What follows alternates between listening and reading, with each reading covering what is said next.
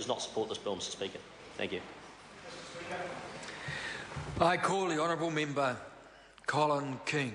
Mr Speaker, it's a pleasure to speak during the third reading of the Dairy Industry Restructuring Amendment Bill, and in doing so I think we need to reflect ourselves and project ourselves outside of this debating chamber, because I sense a degree of polarising of views from the opposition.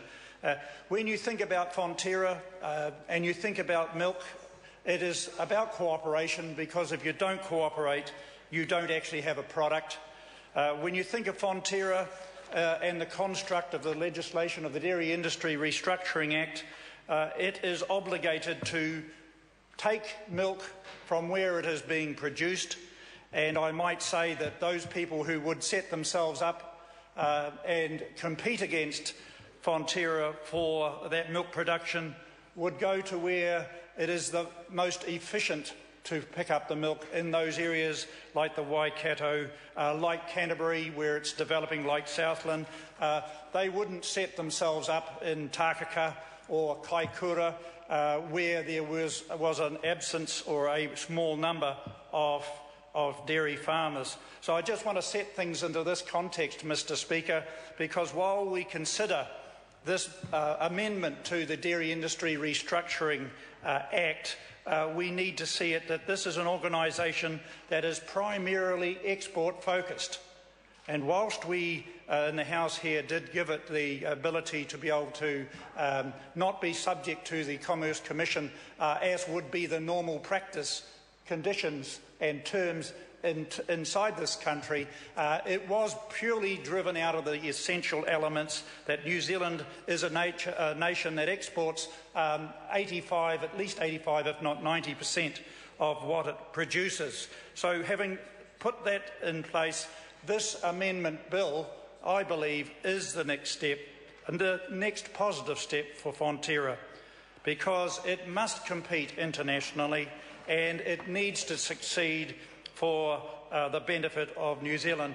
And really what we are talking about here is a construct that actually uses sunlight, water and the elements of the earth to produce protein, and to change that protein into something that can be exported to 95% or 150 countries around the world.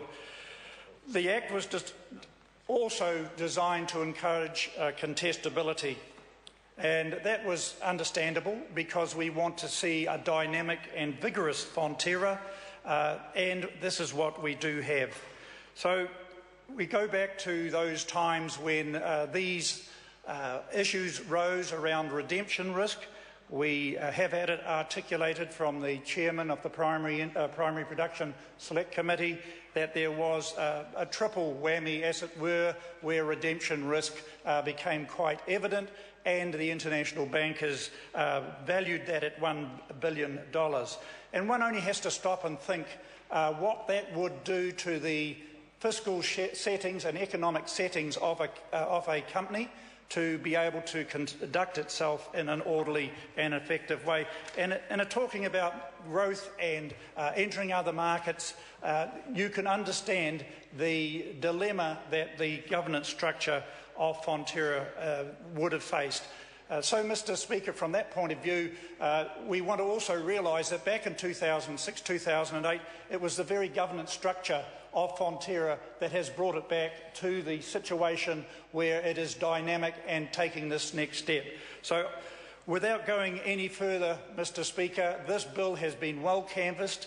Trading amongst farmers is a relatively simple and straightforward exercise. The size that Fonterra specifies for this pool is somewhere in the region of 12 to 14%, and I wish that this exercise proves very fruitful and achieves the very goals that Fonterra has set itself. If it doesn't, there is the catch net within this piece of legislation to ensure that the status quo is enforced and that free entry and exit is maintained. I have great pleasure in supporting this bill.